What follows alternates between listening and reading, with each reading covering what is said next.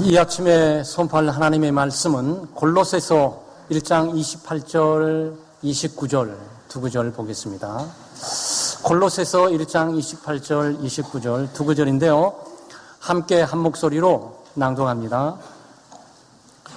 우리가 그를 전파하여 각 사람을 권하고 모든 지혜로 각 사람을 가르침은 각 사람을 그리스도 안에서 완전한 자로 세우려 함이니 이를 위하여 나도 내 속에서 능력으로 역사하시는 이의 역사를 따라 힘을 다하여 수고하노라. 아멘.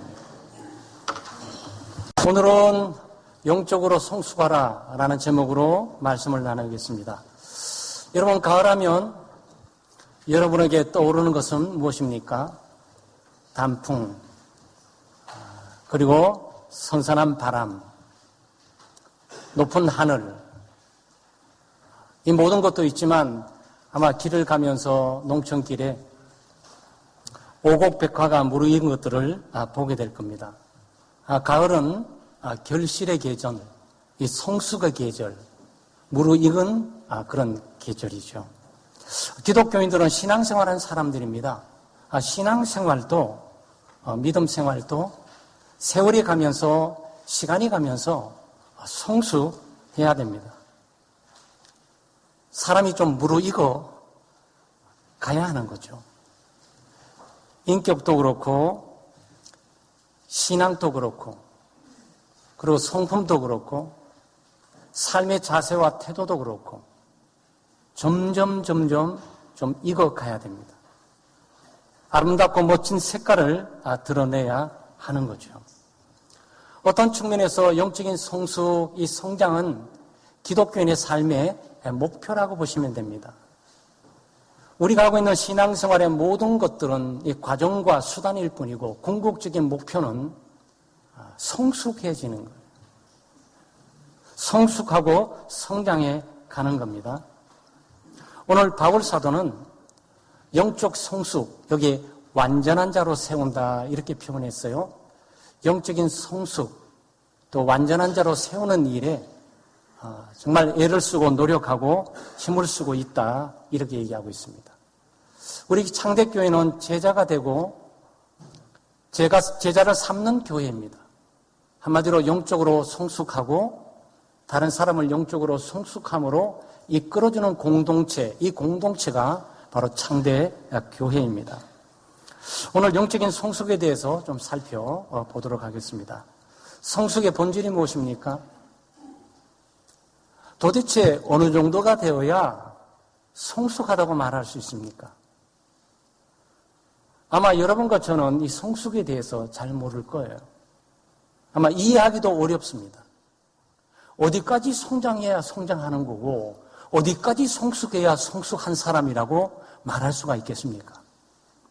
아마 일반적인 의미로서 우리 아이들이 자라가지고 18세가 되고 20세가 돼가지고 가정을 떠나 독립할 때가 되게 되면 성숙했어, 성장했어 이렇게 말할지는 몰라요. 과연 그럴까요? 과연 18세, 20세가 되게 되면 성숙했을까요? 아니면 어떻게 시간이 가면서 50대가 되고 60대가 되면 나는 성숙했어. 와, 저 사람은 무르익었어. 저 사람은 성숙한 사람이야.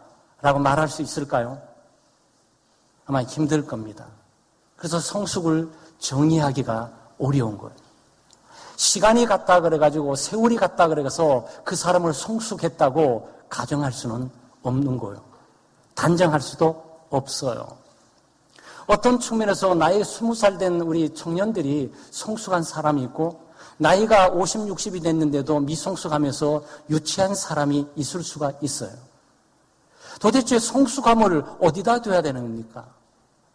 여러분과 제가 이해하고 있는 성숙은 완전하지 않습니다. 우리 모두는 아직도 성숙해 가고 있고 성숙해 가야 합니다. 나는 다 성숙해서 나는 완전히 다 나이가 들어서 더 이상 성숙할 게 없어. 더 이상 배울 게 없어. 더 이상 잘할 게 없어. 그럴 수 없어요. 그래서 생명의 비밀을 이해하지 못한 탓이에요. 이 생명은 계속 자라게 되어 있습니다.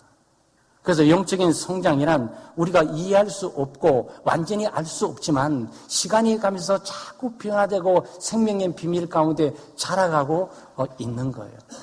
우리가 알 수 있는 것 한 가지는 여기에 완전한 자라는 이 의미를 우리가 다 파악하지를 못합니다.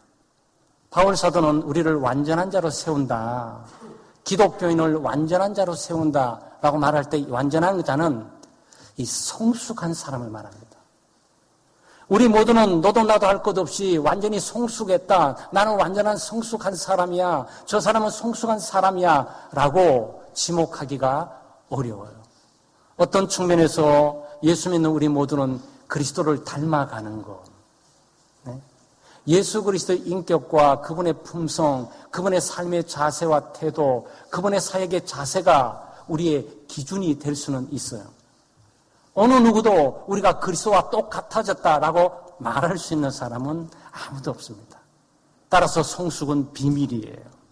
하루하루 자라가게 되는 거예요. 눈 뜨고 일어나면 자라가고 눈 뜨고 일어나면 자라나 있고 어느 날 5년 후에 만나면 얘는 왜 이렇게 키가 컸어? 자라는 거예요. 생명의 비밀입니다. 아마 죽을 때까지 우리는 자라야 될 겁니다. 믿음으로 죽을 때까지 성숙해 가야 할 겁니다. 성숙에는 여러 가지 종류가 있어요. 제일 쉽게 볼 수 있는 성숙이 뭡니까? 육체적인 성숙이죠. 신체적인 성숙이에요. 오늘 우리 학생들이 연합 예배를 우리가 왔어요. 전부 우리 조그만 아이 때 제가 봤던 우리 학생들이에요. 근데 지금 어른스러워졌어요. 다 컸습니다. 육체적인 성숙이 있어요. 신체적인 성숙이 있습니다. 여러분 사람이 자라야 되지 않겠습니까?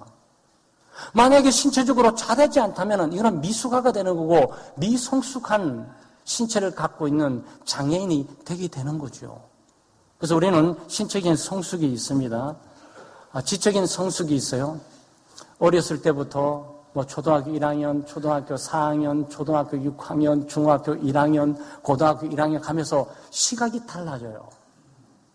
정보를 아는 많은 정보들을 오감을 통해서 체험하고 경험하면서 많은 것을 깨달으면서 지식이 축적돼 쌓이는 거예요. 그래서 지식적으로 증가해가는 바로 이 지적인 성숙, 이 성장이 있습니다. 그래서 이 세계관이나 가치관이나 인생관들이 달라지게 되죠. 초등학교 때 인생관하고 중학교 때 인생관하고 고등학교 인생관하고 대학 졸업하고 난 인생관이 같습니까? 결혼하기 전하고 결혼한 후하고 결혼한 자녀를 놓고 사는 삶이 또 시각이 다 같습니까? 아니에요. 여러분은 엄청난 신체적인 변화와 이 이성적인 변화를 통해서 성숙하고 성장해 가고 있었던 거예요. 도덕적인 성숙함이 있어요. 선악을 구별하는 거죠. 선악을 구별하는 성숙함이 있어요. 교육을 많이 받았다 그래가지고 선악을 구별하게 되는 게 아니에요. 네. 교수님이 선악을 구별할 수 있습니까? 구별하지 못할 수 있어요. 자기 전공에 대해서 탁월하게 가르칠 수 있지만 도덕성에 대해서 성숙하지 못할 수가 있어요. 정치를 하면서 이 세상의 모든 것들을 지배하고 통치하고 다스리면서도 도덕성이 결여될 수가 있다고. 이 부분은 성숙해야 될 분야예요. 우리는 육체적 뿐만 아니고 지성적인 뿐만 아니고 우리가 도덕적으로 성숙해야 돼요. 그래서 나이가 많이 든다 그래서 도덕적으로 성숙하냐? 그렇지는 않아요. 나이가 많이 들어도 뭘 많이 알아도 도덕적으로 미성숙할 수가 있어요. 정서적으로 성숙해야 돼요. 도덕적으로 선악도 잘 구분하고 절대 죄도 짓지 않고 공부도 타거나 1, 2등을 다투면서 공부 벌레처럼 공부만 하고 그러는데 감성 지수가 없어. 후배들을 사랑하고 격려하고 돕고 이렇게 세워주고 앞을 밀어주고 당겨주기도 하고 선배들의 말을 따르고 그들을 돕기도 하고 똑같은 동료와의 관계들, 부모와의 관계들, 할아버지 할머니와 관계들을 잘하는 이 정서적인 사람들이 있어요.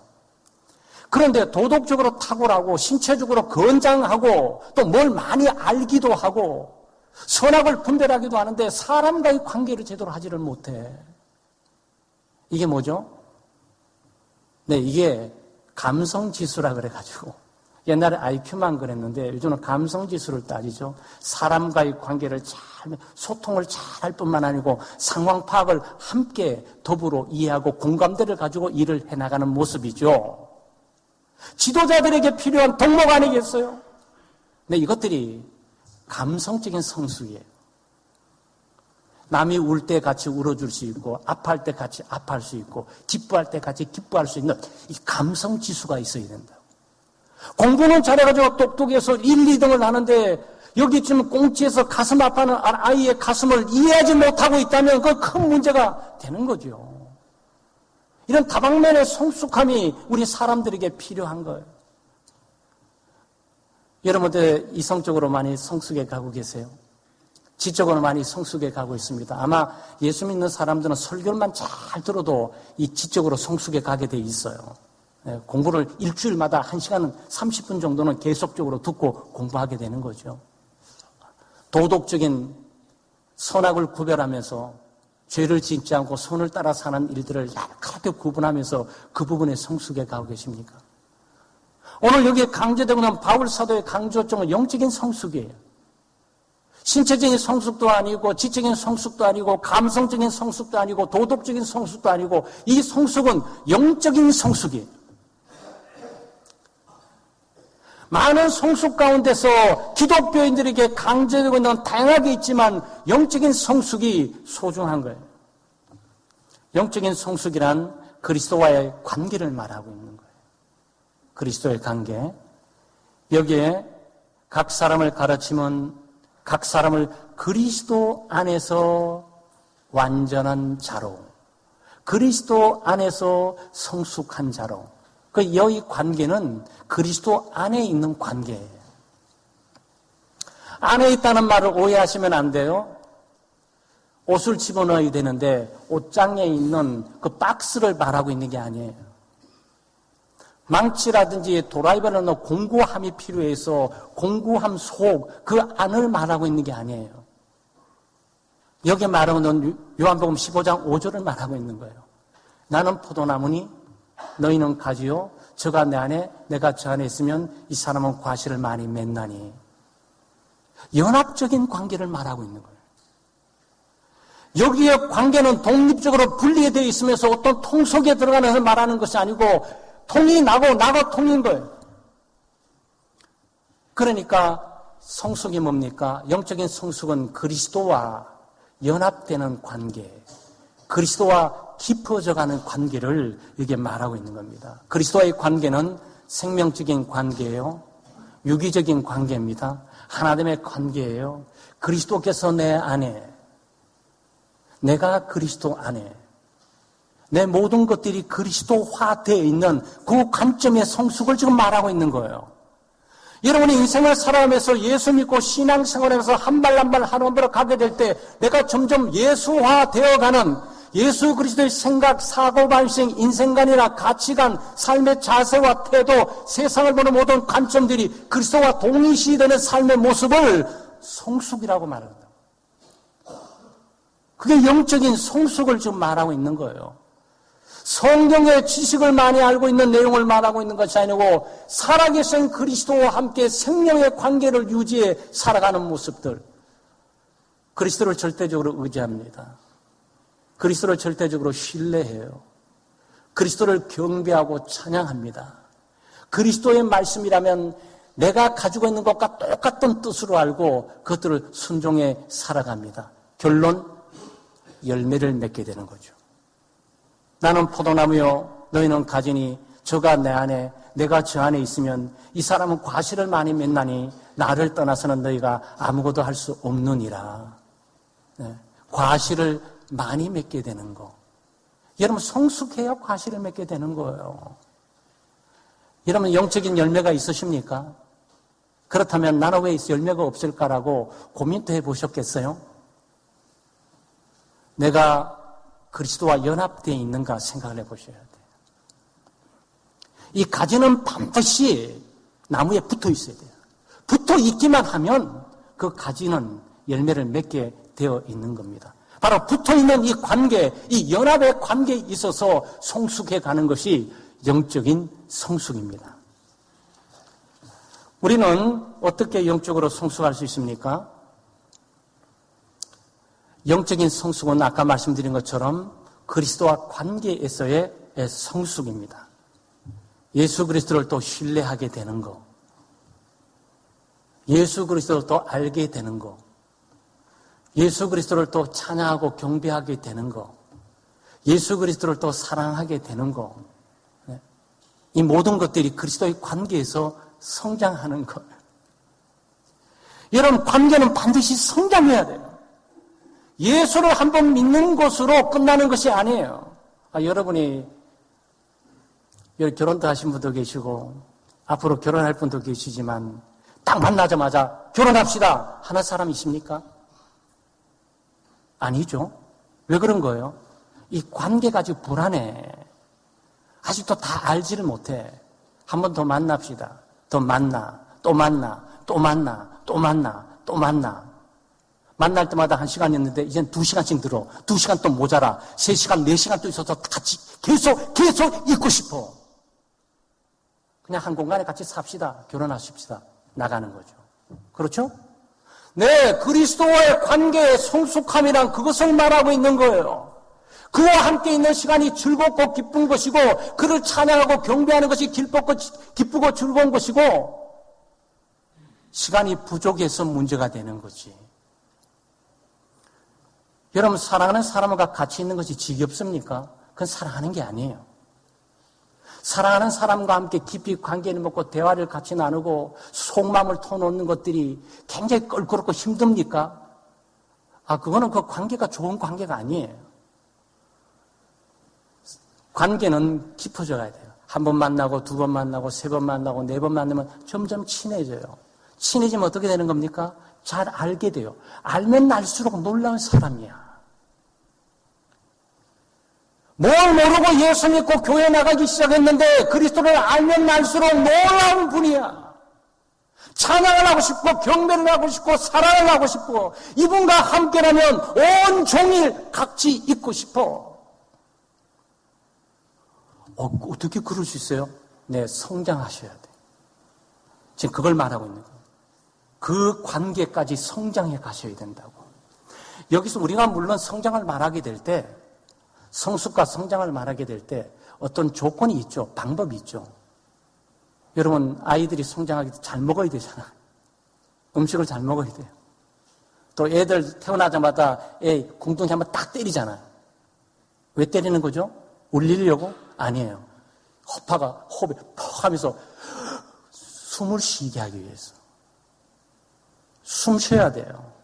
그래서 여러분 여기 젊은 우리 학생들은 좀 더 할지 모르지만 좀 40대 이상 되는 분들 늘 선생님 가면은 유산소 운동 하십니까? 운동 좀 하세요? 일주일에 3번, 4번 하셔야 되는데 한 번 할 때마다 30분씩 땀 흘리고 하셔야 되는데 그 육체 근력만 채우게 하지 말고 뛰세요. 호흡을 가파르게 쉬어야 됩니다. 산소를 들이마셔야 돼요. 이거 뭘 강조하고 있는 거죠? 호흡. 네? 숨을 내쉬고 마시고 숨을 내쉬고 마시고 숨을 쉬지 않고 내쉬지 않고 마시지 않으면 어떻게 되는 거죠? 숨이 끊어진 거지. 이게 뭐예요? 이게 기도예요. 일반적으로 신체 건강을 위해서 먹는 게 뭡니까? 하나님의 일반적 양식이지만 영적으로 성숙하기 위해서 하나님의 말씀을 계속 먹는 거죠. 하나님의 말씀을 계속 섭취하는 거예요. 다양한 말씀들을 섭취하는 거예요. 그 다음 뛰고 호흡을 해야 되는 거죠. 기도. 열심히 기도를 하면서 기도의 영혼들이 호흡이 좀 있어야죠. 그리고 먹고 호흡만 한다고 잘하는 게 아니잖아요. 비만에 걸릴 필요가 뭐가 있겠습니까? 적당히 운동해야지. 이건 뭐죠? 봉사예요. 주님을 위해서 봉사하고 헌신하고 노력하게 되면 내 영적인 두꺼운 살들이 좀 빠져요. 불필요한 것들이 빠진다고. 그리고 아무리 잘 먹고 잘 호흡을 하고 열심히 일한다 한들 잘 쉬지 않으면 소용없어요. 그래서 하나님께서 잠을 주신 거 감사하셔야 되고 주의를 주신 거 감사하셔야 돼. 모든 일선 다 멈추고. 국가가 원래 그래야 돼요. 정부, 대통령, 내각, 국회 모두가 주의를 다 쉬어야 돼요. 온 국민 주의를 선포해야 돼요. 특별한 비상상태가 아니면. 그게 하나님의 뜻을 행하는 민족일 뿐만 아니고 하나님의 뜻을 행해 나가는 이 사람들이죠.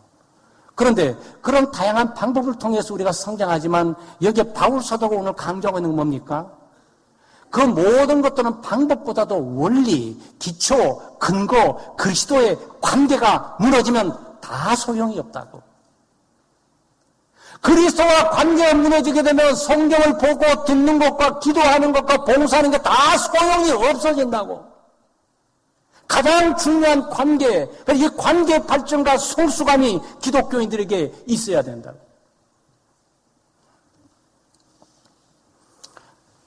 세상에는요,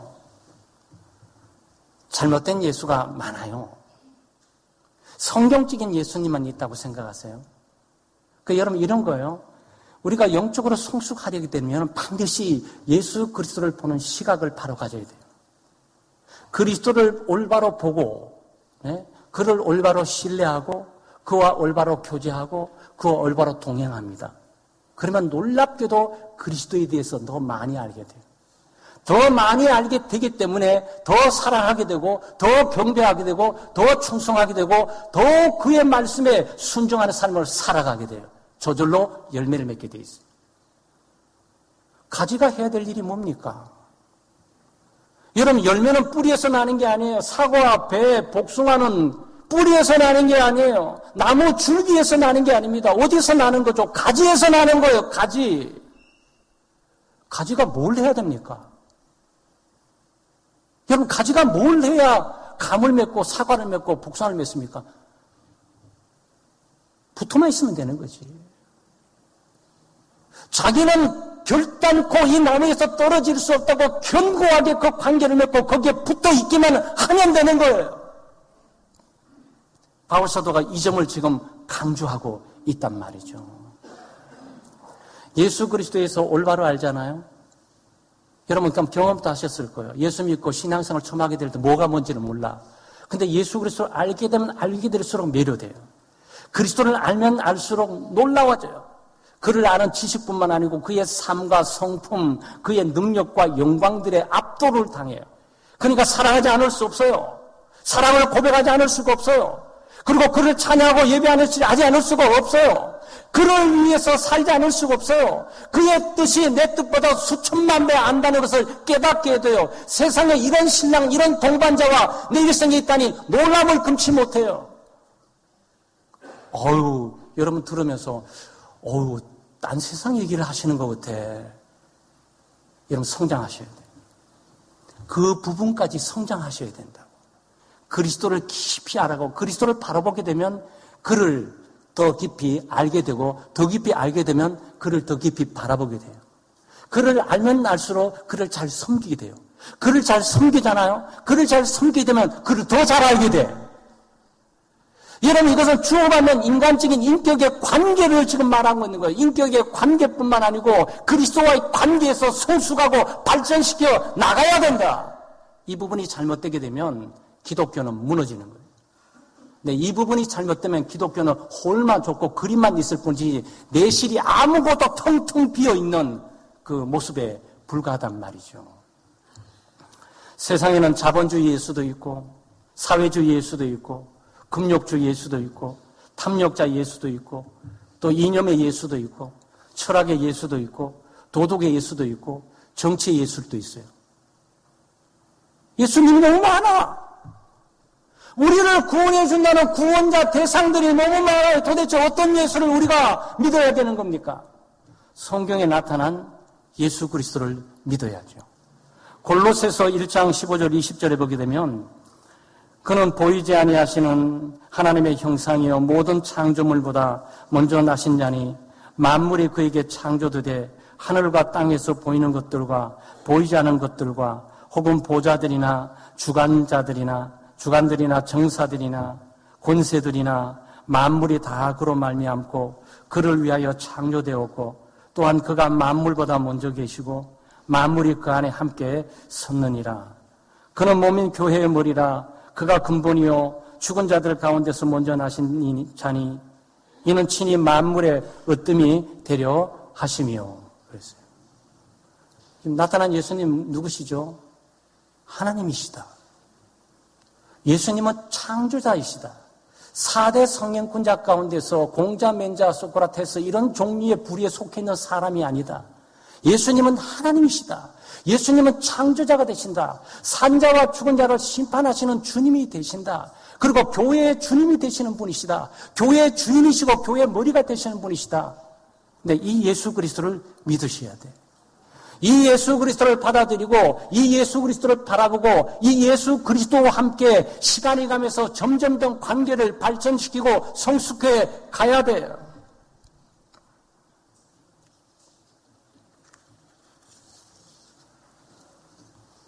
요한복음 5장 39절 말씀에 너희가 성경에서 영생을 얻는 줄 생각하고 성경을 연구하거니와 함께 할까요? 이 성경이 곧 내게 대하여 증언하는 것이라. 여러분, 성경 속에 계신 그리스도를 만나시기를 주의 이름으로 축원합니다. 성경 속에 계신 예수 그리스도를 바라보시기를 주의 이름으로 축원합니다. 이 그리스도를 바라보고 이 그리스도를 만나고 이 그리스도와 함께 관계를 점점 발전시키고 성숙시켜 나가는 것이 기독교적인 삶의 목표가 되어야 된다. 목사의 목표가 교회 부흥? 아니요. 성숙해 가는 것. 장로님의 목표가 뭐라고요? 교회 부흥? 아니, 성숙해 가야 된다. 그리스도와 깊이 성숙해 가야 된다. 권사님의 목표가 뭐예요? 네, 점점 그리스도야 성숙해 가야 된다. 집사님도 마찬가지고 찬양대도 마찬가지고 우리가 사역을 하고 있지만 사역, 일이 우리의 목적과 목표가 아니에요. 이 모든 일은 수단과 과정일 뿐이에요. 이 모든 과정을 통해서 우리가 그리스도를 더욱 알고 그와의 관계를 성숙시켜 나가는 것들이란 말이죠. 성숙에 대한 부르심은 누구에게 주어진 겁니까? 목사님에게? 장로님에게? 아니면 특정적인 영성이 있는 사람? 특정적인 종교심이 강한 사람? 그 사람이 이런 성숙에로 부르심을 받았을까요? 아니에요. 아마 이런 각자란 단어가 몇 개 나오는지 한번 살펴보세요. 28절에 나와 있어요. 우리가 그를 전파하여 각 사람을 권하고 모든 지혜로 각 사람을 가르치면 각 사람을 그리스도 안에서 완전한 자로 세우려 함이니 그랬어요. 갑자가 몇 개 나오세요? 네, 3번 나와요. 각. 이 각이 말하고 있는 것은 뭐냐면은 모든 사람들을 집합적일 것뿐만 아니고 그 집합의 모든 사람 하나의 예외 없이 한 사람 각각 모두가 성숙해야 된다. 특정적인 종교심이 있는 사람이나 특정적인 영성이 있다고 말하는 사람이나 특정적인 직분자가 아니고 예수를 믿는 모든 기독교인들은 바로 성숙해 가야 한다는 거예요. 이 말이 나오는 이유가 있어요. 왜냐하면 골로새 교회는 이단들이 좀 많이 있었어요. 이단 가운데 초기 영지주의라고 있었습니다. 아마 교사들은 잘 이해하실 거고 또 열심히 성경 공부를 하신 분들 이해하시겠지만 초기 영지주의는 기독교인들을 2개로 나눴어요. 2개로 나눴습니다. 지식을 많이 알고 있는 기독교인과 지식이 없는 기독교인들, 무지한 기독교인들. 무지한 기독교인들은 미성숙한 기독교인들. 지식이 많은 기독교인들은 성숙한 기독교인들, 특별한 기독교인들 이렇게 나눴어요. 그건 이단이에요. 기독교인을 나눈다는 것은 이단이에요. 일단 바울 사도 말하는 것은 뭡니까? 모든 기독교인들을 각각 예수를 믿는 모든 사람 한 사람이 모두가 그리스도의 관계를 갖고 있으며 그리스도 안에서 그 관계를 성숙시켜 나가야 될 사람들이다 라고 말하고 있는 겁니다. 특별한 소수가 성숙하는 게 아니에요. 네, 우리 창대교회는 제자 되고 제자 삼는 교회예요. 제자 되고 제자 삼는 이유가 뭡니까? 우리가 성숙하려고. 지적으로, 네, 감성적으로, 도덕적으로, 특별히 그리스도와의 관계에 의해서 더욱더 성숙하려고 우리가 한단 말이죠. 네. 바울 사도는 29절에 이를 위하여 나도 내 속에서 능력으로 역사하시는 이의 역사를 따라 힘을 다하여 수고하노라 그랬어요. 이 일에 무한한 관심을 갖고 있는 분이 누구시죠? 29절에 하나님이세요. 성령이십니다. 왜냐하면 성령께서 이를 위하여 나도 내 속에서 바울 사도 속에서 능력으로 역사하시는 이 역사하시는 분이 계세요. 바울 사도라면 자기 영적인 성숙뿐만 아니고 다른 사람의 성숙을 위해서 강력하게 역사하고 계시는 분이 계세요. 그분이 누구세요? 네, 삼위일체 하나님이기도 하면 특별히 이 분야에 직접적으로 역사하시는 성령께서 우리를 그리스도께로 인도하고 그리스도의 관계를 맺고 그리스도를 알아가는 일에 무한한 관심을 가지고 역사하고 있다. 바울 사도는 그것을 알고 그 역사를 따라 자신의 성숙뿐만 아니고 다른 그리스도의 성숙을 위해서 애를 쓰고 노력하고 수고한다. 그랬습니다. 누가? 목사님만 아니에요. 장로님만 아니에요. 선교사님만 아니에요. 예수 믿는 모든 각 사람들이 바로 이 방향타로 가야 한다라고 지금 말하고 있단 말이죠. 여러분, 기독교인들은 두 가지 중차대한 책임을 이중적으로 갖고 있어요. 하나는 뭡니까? 하나는 내 속에서 역사하시는 성령을 따라 그리스도와의 관계를 점점 깊게 만들어가는 성숙함이 있어야 돼요. 이건 일 분량과 얼마나 많이 봉사했냐라고 이걸 말하는 것이 아니고 그리스도를 더 사랑하게 됐냐? 나는 그리스도를 더 알게 됐냐? 나는 그리스도를 더 경외하는 마음으로 충만케 되고 있는 건가? 나는 그리스도의 그 말씀에 정말 목숨 수백 개 있더라 내놓고 순종하고 그 뜻을 따르고자 하는 용기가 있는 사람으로 점점 가고 있냐? 이거 물어보는 거예요.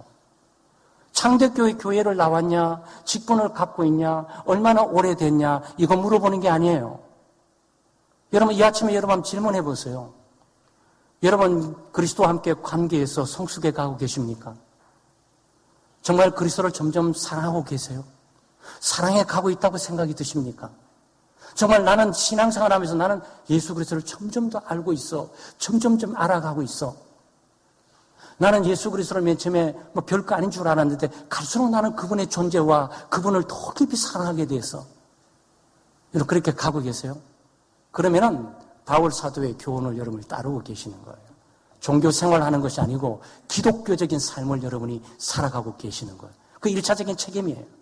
1차적인 책임은 기독교의 목표이기도 하고 성령의 강력한 소망이기도 하고 우리를 예수 그리스도께 인도해서 그리스도와 연합시키는 성령께서 그리스도와의 관계에서 더 깊이 더 넓게 더 높게 성숙해 가기를 촉구하고 계신다. 모든 기독교인들은 그리스도와의 관계에서 영적으로 성숙한 일을 삶의 최고의 목표로 삼고 살아야 된다. 신앙생활의 모든 최고의 목표로 삼고 살아야 된다. 이것들을 여러분이 오늘 가지셔야 돼. 또 하나는 나만 성숙하면 안 되잖아. 바울 사도는 누굴 위해 성숙하는 거죠? 힘을 따라 최선을 다하고 있다. 누굴 위해서? 골로새 교인을 위해서. 나의 성숙함이 내 성숙함으로 끝나는 것이 아니고 내 도움이 필요하고 섬김이 필요한 아주 영적으로 미성숙한 기독교인들을 성숙케 하는 일을 위해서 전력 질주하면서 애를 쓰고 노력하고 수고하고 있다. 아마 여러분 이 부분에 부름받은 분들이 많지는 않으세요. 그렇지만 각 기독교인들은 이 부름에 응해야 됩니다. 아마 이 부분에 부름받은 분들이라면 감사하셔야 돼요. 주일학교 교사 너무 감사하셔야 돼요. 이거는 자기의 성숙뿐만 아니고 다른 영혼들의 성숙을 위해서는 바로 이게 바울 사도의 교훈에 아주 부합한 삶을 살고 있는 거예요. 구역장님들 감사하셔야 돼요.